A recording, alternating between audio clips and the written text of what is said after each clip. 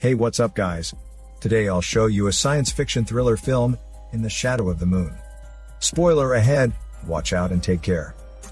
A series of creepy murder happened one night in 1988, Philadelphia. The three victims, a pianist, a waiter, and a bus driver, who appears to have no connection with each other, are found dead in exactly the same way, with massive blood out of their noses, eyes, mouths, and ears. Rock is a policeman, and his wife is about to give birth to their first child that night, but he's busy with his duty. Upon receiving a report about a murder case of a bus driver, he and his fellow rush out and arrive at the crime scene soon, while a four-eyed detective shows up later. He's Rock's brother-in-law and is in charge of the previous 3 murder cases. He suspects these cases were committed by the same serial killer, as the victims died in the same way, with multiple bleeding on the head and 3 pinholes on the back of their necks, which is supposed to cause their brains to melt down. Rock believes this might be his big chance to get promoted and move away from the poor district. He and his fellow visit the forensic doctor for more details, and are shocked to learn all victims have been injected with some unknown poison, which can't be identified due to the limited medical techniques. That night, when he's still on duty, Rock takes a chance to buy a bracelet, intending to send it to his wife as a birth gift. Before long, he receives another report. A strip girl was attacked, and also got 3 pinholes on the back of her neck. She's still alive, so Rock and his fellow rush to meet her.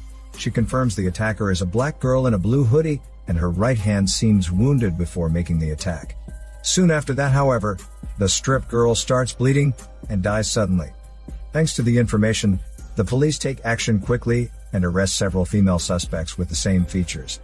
While Rock's patrolling with his fellow that night, a girl with the same features bumps into their car by accident. She then climbs over their car and runs away in haste. The two follow her tightly all the way to a subway station, and call for backups. In the meantime, the police center is calling Rock that his wife's just sent to hospital, and asking him to return right now. Without noticing that, Rock keeps chasing the suspect to the subway station underground, where he picks up a syringe, supposedly left behind by the suspect. As the station is blocked, the suspect has nowhere to hide. She shows her fighting skills, and hits the fellow police down. Before the escape, she is then controlled by the coming Rock. Much to his surprise, the girl knows Rock, and even calls out his name. She congratulates the birth of his daughter, and expresses her regret for his fellow's death, as well as her willingness to see Rock later. Rock is totally confused by her words, for the fellow is still alive.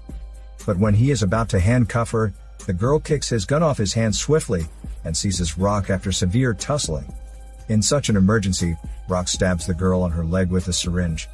The girl doesn't expect that, and falls to the subway platform, right before being crashed into pieces by a coming train. Later, the forensic doctor tells Rock they find no trace of the girl's identity, except for a bullet found on her right hand, which is, however, shot from Rock's gun. Rock feels even more puzzled by that, for he hasn't hit a bullet that night. Rock has no time to think it through, as his wife is bearing right at that moment. Their newborn daughter survives, but his wife leaves them forever due to a terrible hemorrhage.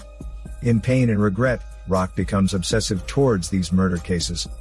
9 years later, on the same day in 1997, when it's the birthday of Rock's 9-year-old daughter, Rock goes visit his wife's tomb on the 9th anniversary of her death. But they find someone has already visited there, and the oblation is a conch. Right then, Rock receives a new murder case report, which is the same as the cases that happened 9 years ago. This time, one professor is found dead, with his head bleeding and 3 pinholes on his back neck. Through the surveillance camera, Rock is astonished to see the suspect dresses in exactly the same blue hoodie as the one did 9 years ago. What's more, they even have the same wounds on the right hand. Rock decides to check stuff left by the suspect girl 9 years ago. He's surprised to find a key to an airplane made in 1996. He finds it hard to explain why the suspect girl living in 1988 has a key to a new airplane, even made in 1996. So he and his fellow decide to check the nearby airport. Right then, a physicist comes to meet Rock, and shares with them some results he has studied for a long time. He says that the supermoon appears every 9 years, and it's the right point for the murderer to show up again. In theory, resulting from that astronomical phenomenon, a time bridge that connects the future and the past would be created, which would make the time travel possible. But as a man of logic, rather than supernature, Rock doesn't believe his smelly bullshit, and heads to the airport instead. Later, however, as the physicist predicts, the suspect girl shows up again. This time, she creeps in from Rock's back and ties him up to a chair. Rock is shocked to see her again, since he saw her death 9 years ago. While struggling, he manages to call his fellow for help. When his fellow rushes in for rescue, the suspect girl kills him by shooting at his head. Then, Rock is kidnapped to an airplane. Inside, the suspect girl explains that she's trying to save more lives and hopes he could stay away from it. Besides, she could return to his timeline only for a short period every 9 years. Shortly after, Rock is kicked out of the plane and falls into the sea. He finds the airplane crashed, with no track of the suspect girl on the spot. But right now, Rock begins to believe that she's coming from the future. Time flies by. 9 years later, in 2006. Due to the mysterious murder cases, Rock behaves nervously and got fired for his insanity someday. In the past 9 years, he has been searching for the connections between those victims killed by the suspect girl, trying to work out the answers. He finally gets to know a man killed in 1988, whose death was mistaken for taking too many drugs. From the 3 same pinholes on his neck, however, Rock realizes the man was actually killed by the suspect girl. So Rock goes to check for more information from the man's wife. He then learns that the man was a crazy racist, who always spread his extremism to members of the racist groups all over the country. With no exception, all people who were killed by the suspect girl were his supporters. After realizing that, Rock deduces some horrible events will happen in the future, and the suspect girl will travel back to kill those lunatics to stop some disaster. It then comes to the 18th birthday of Rock's daughter. However, she stays closer to her uncle, the four-eyed detective, instead of her father. Rock shares what he has found out with the four-eyed detective, who, however, can't take his supermoon theory seriously. So he refuses to give Rock any further assistance.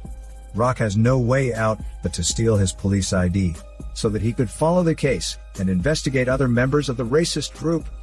He drives there as soon as he knows the other member's address, but finds the woman's just been killed right before his arrival. The murderer is still the suspect girl in her blue hoodie. He shoots at her several times, but just hits her on the right hand. So he follows her all the way to the seaside, where the girl runs in a hurry and crawls into hidden drainage.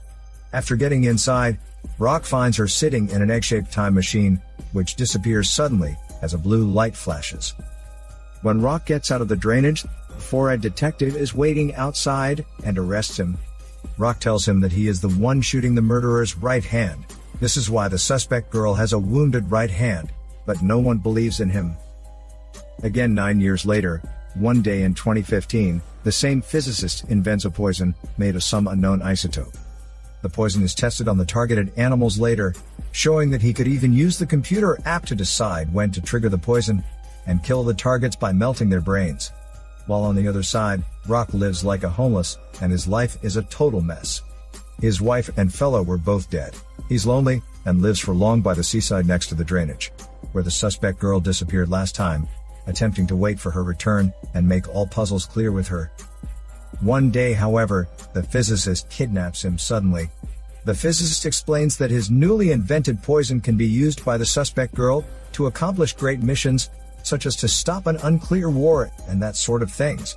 She could be sent to kill those lunatics, so as to stop greater human disasters. So he tries to stop Rock, for he insists it's wrong to prevent the suspect girl.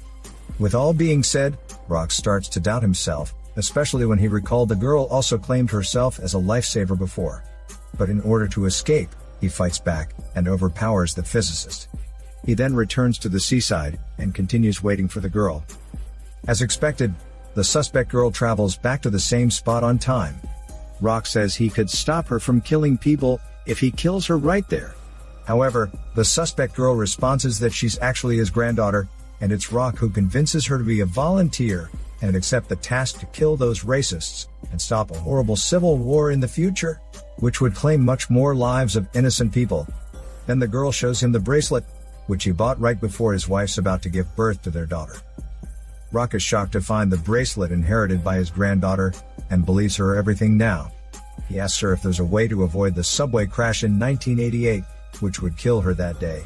But he's soon disappointed to learn that every single time travel is irrevocable. Her death in 1988 would be inevitable. Rock realizes he's already close to the truth after years of investigating. The granddaughter living in the future finishes all her time travels on the same day every 9 years, but in a reverse time order. She travels back to 2015 at first, received a warning from Rock about her death. Then to 2006, she got shot and wounded by him. Later to 1997, when she killed Rock's fellow by accident, which explains why she expressed her sorry for his fellow's death in 1988. And at last to 1988, when she's killed in the subway station. But in such a reverse order, she accomplishes the task to kill all the racists, and therefore stops the civil war in the future. While on the same day in 2015, when Rock arrives at the hospital, he sees his lovely granddaughter is just born. Rock then holds her with much care and gentleness, knowing that he's going to mission his granddaughter someday, and her destined future is sure to come. This is Daniel CC Movie Channel. Peace out.